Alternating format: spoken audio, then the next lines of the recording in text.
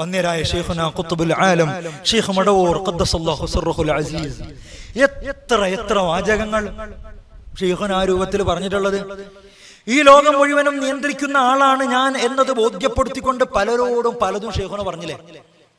അതിൽപ്പെട്ടതാണ് ഷെയ്ഖുനായുടെ അടുത്തൊരു മുഹബ്ബിനോട് പലരോടും പറഞ്ഞിട്ടുണ്ട്. നമ്മളിപ്പോ ഓരോരുത്തരെ ഉദ്ധരിക്കുന്നത് നമ്മളോട് പറഞ്ഞവർ എന്ന നിലയിലാണ്.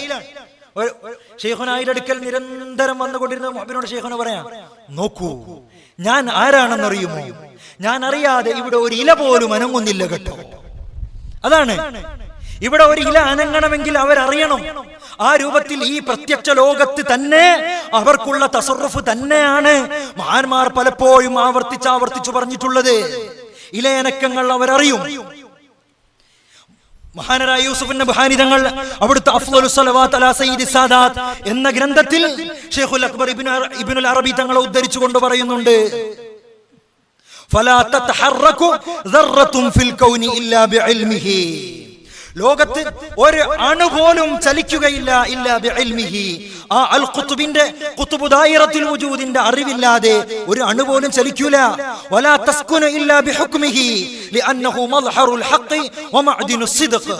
അവരെ ഹുക്മ പ്രകാരമാണ് ഇവിടെ ചലന നിശ്ചലനങ്ങൾ മുഴുവനും നടന്നുകൊണ്ടിരിക്കുന്നത്.